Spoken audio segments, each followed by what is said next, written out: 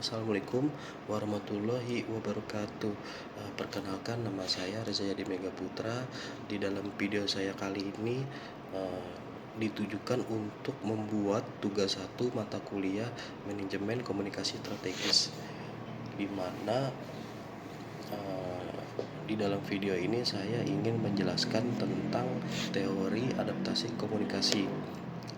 Teori ini diperkenalkan oleh Howard Gilles pada tahun 1973. Inti dari teori ini bahwa orang cenderung eh, atau mengakomodasi cara berkomunikasi mereka sesuai dengan siapa yang mereka ajak bicara. Penyesuaian ini juga bisa terjadi dalam hal gaya bicara, aksen, kecepatan berbicara, intonasi, bahkan pilihan kata. Di dalam teori ini ada dua jenis adaptasi utama. Yang pertama ada konvergensi. Kita mencoba menyesuaikan diri dengan lawan bicara untuk membuat komunikasi lebih lancar dan meningkatkan rasa kebersamaan. Contohnya saat kita berbicara dengan seseorang yang lebih tua, uh, kita mungkin akan menggunakan bahasa yang lebih formal dan sopan untuk menunjukkan rasa hormat. Ya, kayak contoh kayak saya berbicara dengan dosen. Nah, yang kedua ini ada divergensi. Kita dengan sengaja tidak menyesuaikan diri atau malah membuat perbedaan yang lebih jelas dengan cara bicara lawan kita. Misalnya untuk menunjukkan identitas kita atau mempertahankan perbedaan.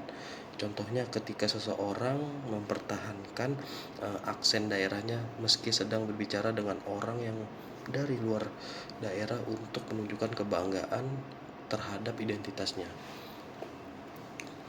Terus mengapa sih teori ini penting? Menurut saya teori ini penting karena memberikan kerangka kerja untuk memahami bagaimana sih komunikasi bisa lebih efektif ketika kita beradaptasi, serta bagaimana ketidakcocokan gaya komunikasi bisa menyebabkan kesalahpahaman atau konflik. Saya kasih contoh dalam dunia kerja. Kita akan sering bertemu dengan orang-orang dari berbagai latar belakang budaya dan usia. Dengan memahami cara beradaptasi dalam komunikasi, kita bisa lebih mudah membangun hubungan baik. Bayangin aja ketika kita bekerja di sebuah perusahaan internasional, kita berbicara dengan rekan kerja dari negara lain, mungkin membuat kita tampak lebih ramah dan menghargai perbedaan budaya. Ini bisa meningkatkan kerjasama dalam tim juga loh. Untuk contoh lainnya, dalam hubungan personal aja, ketika kita berbicara dengan sahabat atau karib kita, kita mungkin menggunakan bahasa yang lebih santai dan akrab lah. Tetapi ketika kita berbicara dengan orang yang baru kita kenal, kita akan lebih berhati-hati dalam berbicara, menyesuaikan nada suara, dan memilih kata-kata yang lebih netral agar komunikasi lebih nyaman. Untuk contoh penggunaan dari teori ini, saya ambil contoh lagi.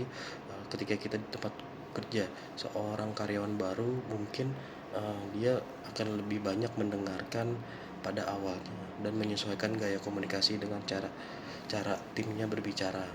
Apakah mereka lebih santai atau formal, langsung atau nggak langsung. Dan ada contoh dalam pendidikan, seorang guru mungkin menyesuaikan gaya pengajarannya ketika mengajar siswa yang lebih muda dengan cara yang lebih mudah dimengerti dan penuh perhatian. Sementara gaya yang berbeda digunakan ketika mengajar mahasiswa atau orang dewasa. Terus komunikasi dalam interaksi sosial, kita mungkin mengubah cara kita berbicara ketika berbicara dengan orang tua atau anak-anak, menyesuaikan bahasa dan nada mungkin sesuai dengan tingkat pemahaman dan kenyamanan mereka. Bagaimana sih teori ini bisa membantu kita menjelaskan isu komunikasi? Teori adaptasi komunikasi ini bisa loh membantu menjelaskan banyak masalah komunikasi yang sering kita alami atau sering terjadi. Contohnya dalam hubungan antar generasi orang tua dan anak-anak mungkin sulit ya untuk berkomunikasi karena mereka tuh saling menyesuaikan gaya komunikasi. Orang tua mungkin berbicara dengan cara yang lebih instruksi, yang terasa terlalu tegas ya. Sementara anak-anak lebih nyaman dengan gaya yang santai dan informal. Jika keduanya tidak mencoba, anak atau orang tua ini beradaptasi satu sama lain, ini bisa menimbulkan kesalahpahaman dan jarak emosional. Jadi untuk teori ini juga menjelaskan bagaimana sih orang dari budaya yang berbeda bisa mengalami kesulitan dalam berkomunikasi karena perbedaan gaya komunikasi. Dengan menggunakan teori ini, kita bisa lebih sadar bahwa untuk menjembatani perbedaan tersebut, kita perlu berusaha menyesuaikan diri agar komunikasi ini bisa lebih berjalan lebih lancar. Kesimpulannya, dari teori ini adalah teori adaptasi komunikasi membantu kita memahami bahwa dalam setiap interaksi, kita sebaiknya sadar beradaptasi untuk membuat komunikasi lebih efektif. Ini juga berguna dalam banyak situasi, dari hubungan personal hingga profesional, dan kemungkinan kita untuk menjadi komunikator yang jauh lebih baik. Baik, penjelasan dari saya itu, mohon maaf jika ada yang kurang atau salah dari perkataan saya. Sekali lagi saya ucapkan terima kasih. Assalamualaikum warahmatullahi wabarakatuh.